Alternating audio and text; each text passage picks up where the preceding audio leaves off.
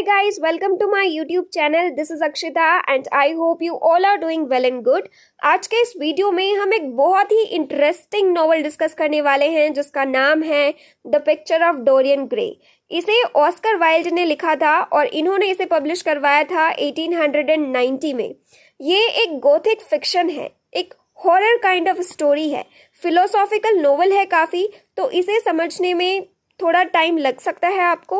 ये नॉवेल जो है वो एक beautiful young man Dorian Gray की कहानी है जिसका एक आर्टिस्ट पोर्ट्रेट बनाता है, पिक्चर बनाता है और फिर बेजिल नाम का एक आदमी डोरियन ग्रे को कहता है कि ब्यूटी ही सब कुछ होता है।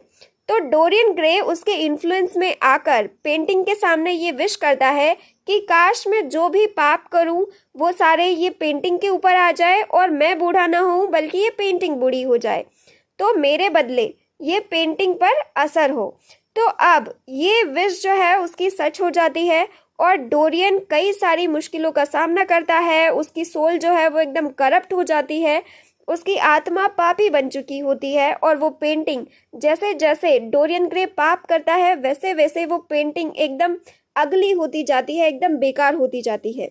और डोरियन एक दिन क्या करता है, वो अपनी पेंटिंग को चाकू से मारने की कोशिश करता है, चाकू से पेंटिंग पर वार कर देता है। इसकी वजह से डोरियन ग्रे जो है वो खुद ही मर जाता है।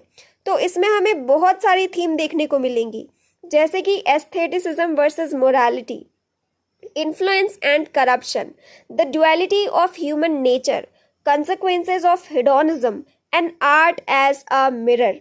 यानी कि ये जो है विक्टोरियन सोसाइटी पर एक क्रिटिक था। विक्टोरियन सोसाइटी आप देख ही सकते हो कैसी थी, तो उस टाइम पे जैसा माहौल चल रहा था सोसाइटी में वो चीज़ें हमें यहाँ पर देखने को मिलेंगी, इस नॉवल में देखने को मिलेंगी। जैसे कि मोरालिटी को ज़्यादा भाव नहीं दिया जाता था, करप्टेड सोसाइटी थी और एक ही इंसान के दो चेहरे थे, यानी कि एक लोगों को दिखाने के लिए और एक उसका असली चेहरा कि वो असलियत में क्या है।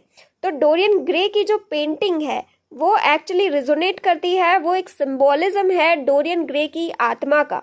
तो चलिए अब हम इस नोवेल में डीप जाते हैं और इसे समझने की कोशिश करते हैं। नोवेल की शुरुआत होती है लंदन में, एक एलिगेंट पार्टी चल रही होती है लेडी ब्रैंडन के घर पर। यहीं पर एक फेमस आर्टिस्ट बेजिल हॉलवर्ड मिलते हैं एक जवान, हैंडसम और बहुत कल्चर्ड लड़के से जिसका नाम होता है डोरियन ग्रे।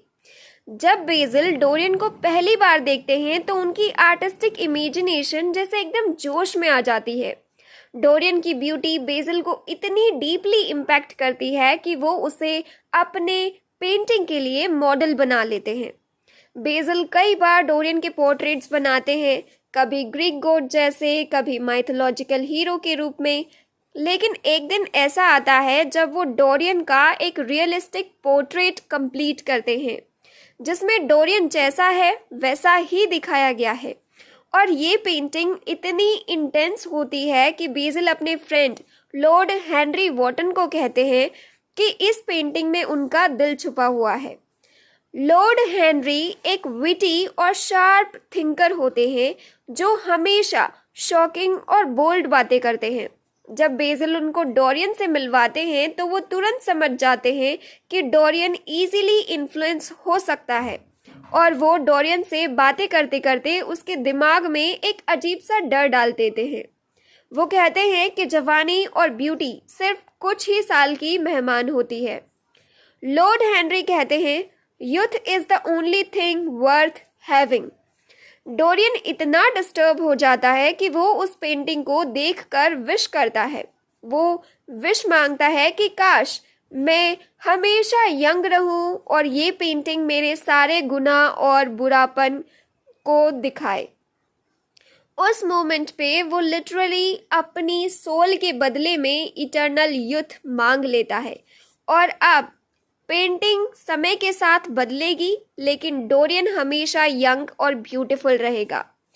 पर डोरियन को ये बात पता नहीं होती कि उसकी जो विश है वो कबूल हो चुकी है और अब उसके साथ वैसा ही होगा जैसा उसने अभी अभी कहा था।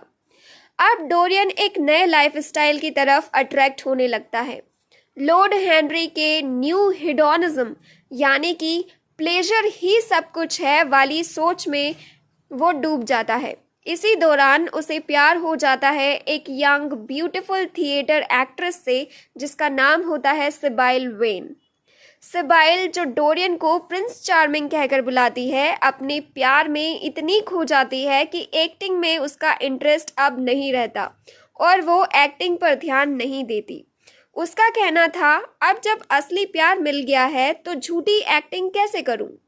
पर डोरियन को तो उसकी एक्टिंग से ही प्यार था और जब सिबाइल अच्छा परफॉर्म नहीं करती थी तो डोरियन उससे कोल्डली ब्रेकअप कर देता था। अब एक दिन उनका ब्रेकअप हो गया।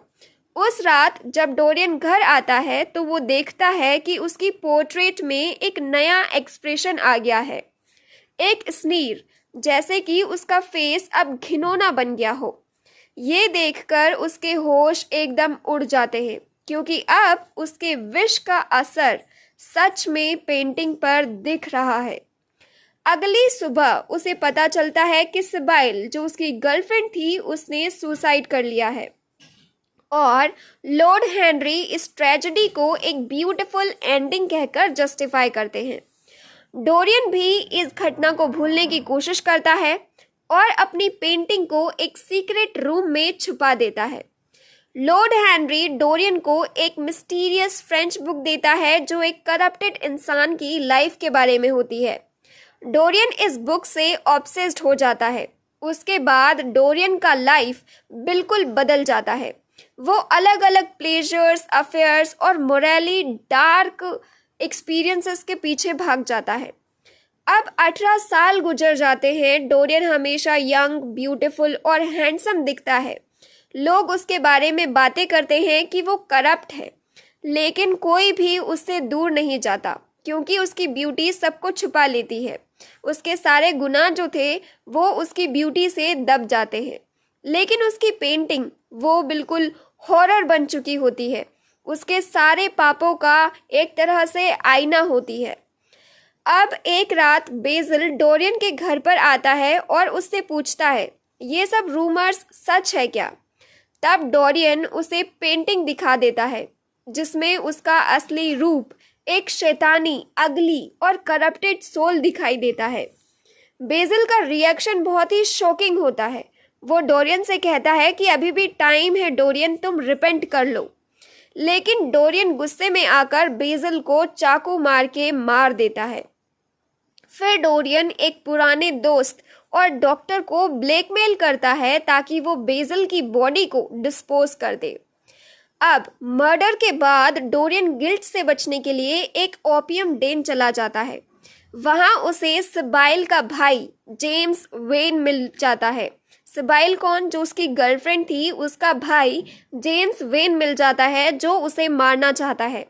अब डोरियन एस्केप कर जाता है, वो बच जाता है वहां से, लेकिन अब उसका हर पल डर के साथ गुजरने लगता है। एक बार उसका डर सच हो जाता है जब उसके कंट्री एस्टेट में जेम्स वेन उस पर नजर रखते हुए दिखाई देता है। पर कुछ दिनों बाद एक हॉन्टिंग से एक्सीडेंट में जेम्स की मौत हो जाती है और डोरियन फिर से रिलैक्स्ड फील करता है। अब डोरियन रिपेंटेंस का नाटक करता है, लोगों को दिखाता है कि वो बदल गया है, लेकिन जब वो अपनी पेंटिंग देखता है तो उसमें उसका हिपोक्रेसी, उसकी असली सच्चाई दिखाई देती है। वो समझ जाता है कि उसके अंदर कोई सच्चा रिमोर्स नहीं है। एक रात वो फाइनली डिसाइड करता है कि उस पेंटिंग को डिस्ट्रॉय कर देगा। वो वही चाकू उठाता है जिससे उसने बेज़िल को मारा था और पेंटिंग पर वार करने लग जाता है। एक जोर का क्रैश होता है। अगली सुबह जब उसके नौकर, उसके सर्वेंट्स उस रूम में जाते हैं तो वो क्या देखते हैं? वो देखते हैं कि पेंटिंग बिल्कुल फ्रेश है जिसमें एक सुंदर यंग डोरियन ग्रे दिखता है, लेकिन जमीन पर एक ओल्ड, रिंकल्ड और घिनौना आदमी पड़ा हुआ होता है। अपने दिल में वही चाकू घुसा हुआ था उसके, जो कि डोरियन ग्रे ने उस पेंटिंग पर मारा था। तो डोरियन ग्रे ने पेंटिंग को नहीं बल्कि खुद को ही मार लिया था यहाँ पर। और यहाँ पर ये कहानी खत्म होती है, लेकिन अब हम इसका एनालिसिस भी डिस्कस करेंगे। पिक्चर ऑफ डोरियन ग्रे एक साइकोलॉजिकल एंड फिलोसॉफिकल नॉवल है जो ये दिखाता है कि आउटर ब्यूटी कभी इनर मोरालिटी का सब्स्टिट्यूट नहीं बन सकता। डोरियन एक हैंडसम और इनोसेंट लड़का लॉर्ड हेनरी के इन्फ्लुएंस में आकर सिर्फ प्लेजर, यूथ और ब्यूटी के पीछे भागना शुरू कर देता है। उसकी पोर्ट्रेट उसके सारे पापों को एब्जॉर्ब करती है, जबकि उसका चेहरा हमेशा यंग दिखाई देता है। ये पेंटिंग सिंबल है उसकी सोल का, और जितना ज़्यादा डोरियन पाप करता है उतनी ही अगली उसकी पोर्ट्रेट बन जाती है। ये दिखाता है कि हम दुनिया को धोखा दे सकते हैं लेकिन अपने आप को धोखा नहीं दे सकते। ऑस्कर वाइल्ड इस नोवेल के थ्रू एक बहुत ही शार्प मैसेज देते हैं कि a beautiful face can hide a corrupted soul but only for so long. तो ये था इस नोवेल का फुल एक्सप्लेनेशन। अगर आपको ये वीडियो पसंद आई है तो please do like, share and subscribe to my channel. I will see you guys in my next video. Till then, bye bye and take care.